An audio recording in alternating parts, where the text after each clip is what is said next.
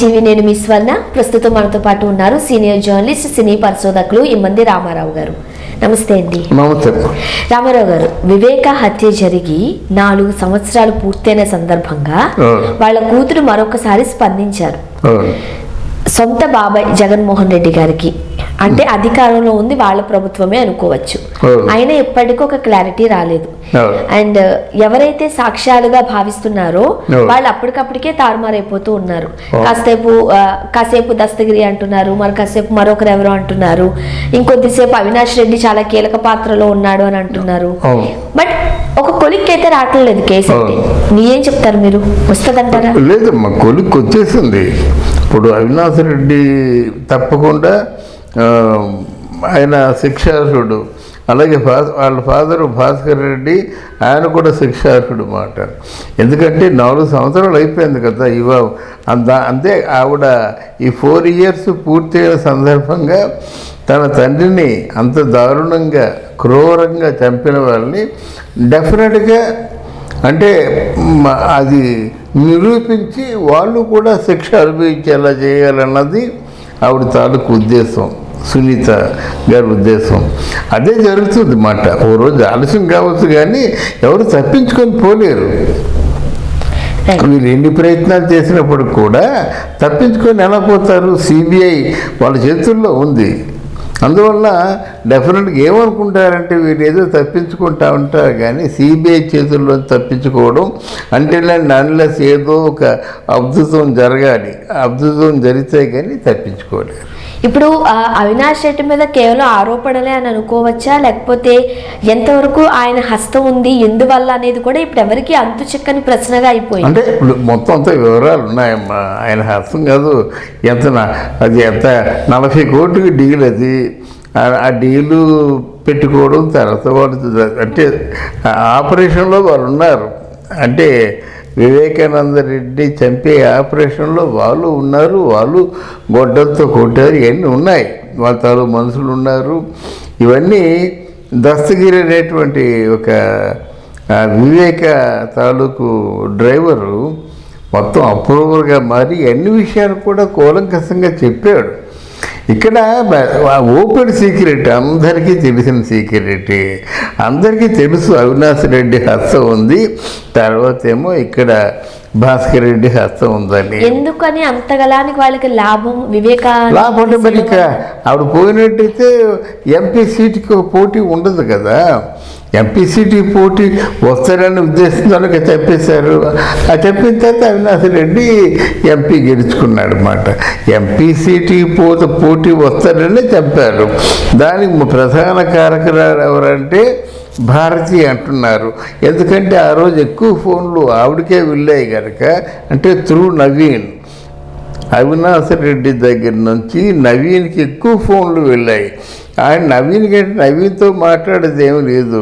అంటే భారతి గారిని కలవాలంటే ఫోనుల్లో నవీన్కి ఫోన్ చేయాలి, ఫోన్ చేస్తే ఇస్తాడు.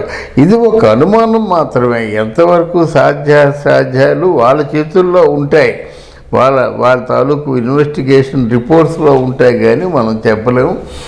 ప్రజలు అనుకుంటున్నారు మాట, అది మనం చెప్పుకుంటున్నాం. గనక అవినాష్ రెడ్డి ఈ సిబిఐ తాలూకు డేగ కన్నులో నుంచి తప్పించుకోలేడని నా ఉద్దేశం. మరి అలాంటప్పుడు భారతి గారిని కూడా విచారణకి పిలవాలి కదా, ఎందుకు పిలవడం లేదు?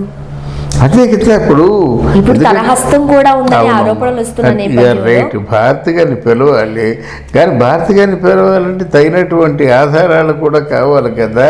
కాల్ లిస్ట్ ఉంది కదా మీరు అన్నట్లుగా, నెంబర్ ఆఫ్ కాల్స్ ఉన్నాయి. నెంబర్ ఆఫ్ కాల్స్ ఎందుకు చేశారు అది ఆవిడ స్పష్టంగా నిరూపణ అవ్వాలి కదా. నిరూపణ అవ్వకంటే ఎలాగవుతుంది? అందులో కూడా ఆవిడ సామాన్యురాలు కాదు, ఒక ముఖ్యమంత్రి తాలూకు భార్య. ఇప్పుడు ఆవిడ్ని అంటే అనుమానించినట్టయితే ముఖ్యమంత్రిని గారిని కూడా అనుమానించినట్టే అవుతుంది కదా. ముఖ్యమంత్రి గారికి కేంద్ర హోంకి చాలా సత్సంబంధాలు ఉన్నాయి. ఆ ముఖ్యమంత్రి గారికి ఆ హోమ్కి సత్సంబంధాలు ఉండబట్టే ఇది ఇలా ల్యాగ్ అవుతూ ఉంది మాట. ఎంతవరకు ల్యాగ్ అవుతూ ఉంటుంది అన్నది ప్రజలు చూస్తారు. ముఖ్యంగా ఇంతకు ముందు ఆ జగన్మోహన్ రెడ్డి గారి హస్తం కూడా ఉంది అని అన్నారు.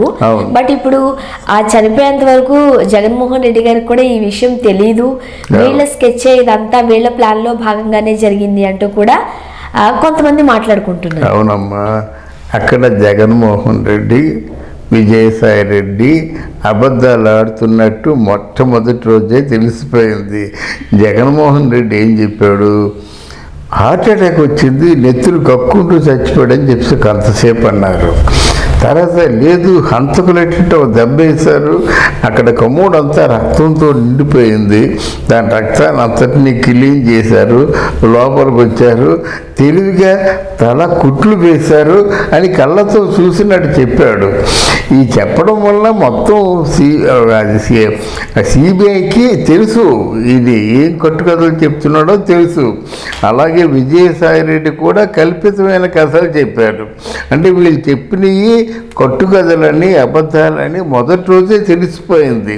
తర్వాత ఆయన ఏడవడం కూడా, నాకు తండ్రి పోయినాడు, చిన్నాన్న కూడా పోతే ఎలాగని చెప్పేసి ఏడవడం, ఇవన్నీ కూడా ప్రజలు గమనిస్తున్నారన్నమాట.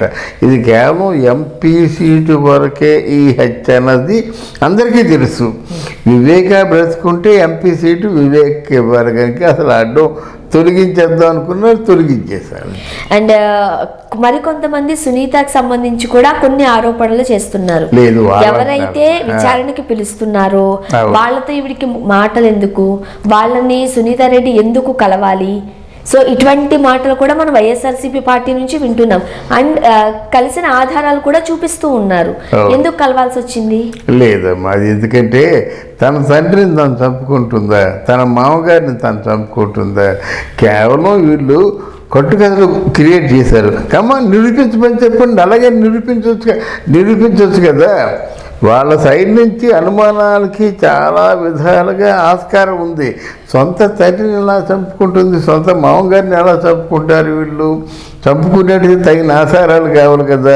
సిబిఐ కళ్ళలో ఆస్తి దగ్గర, డబ్బుల దగ్గర సొంతం అనే భావన ఉన్న రోజులు ఉన్నాయా ఈ రోజుల్లో?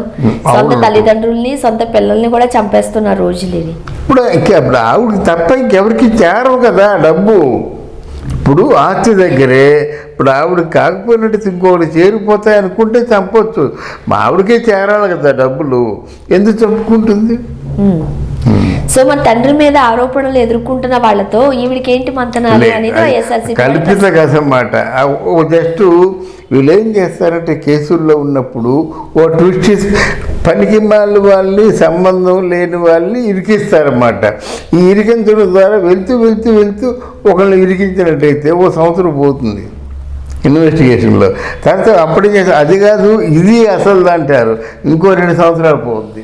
అంటే ఎలాగ వాళ్ళు కేసును డైవర్ట్ చేయడం కోసం ప్రయత్నాలు చేస్తుంటారు అన్నమాట.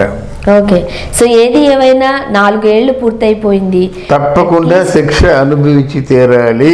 నేరం చేసిన వాళ్ళు ఎవరో సిబిఐ చేతుల్లో ఉంది. ఆల్మోస్ట్ వాళ్ళు అరెస్ట్కి అన్ని విధాలా వాళ్ళు సిద్ధంగా ఉన్నారు. నేడు రేపు తప్పకుండా ఈ ఎవరు అవినాష్ రెడ్డి, తర్వాత ఈయన భాస్కర్ రెడ్డిని అరెస్ట్ చేస్తారు. సంబంధించిన వాళ్ళకు కూడా శిక్షలు పడతాయి. శిక్షలు పడకుండా ఉండవన్నమాట. శిక్షలో తప్పించుకోలేరు. చట్టం దృష్టిలో అందరూ సమానమే అంటారు. అంతేనమ్మా, చూడాలి ఈ కేసులో ఎంత త్వరితగతిన రిజల్ట్ వస్తుందో. అవునవును. Thank you so much. Thank you very much.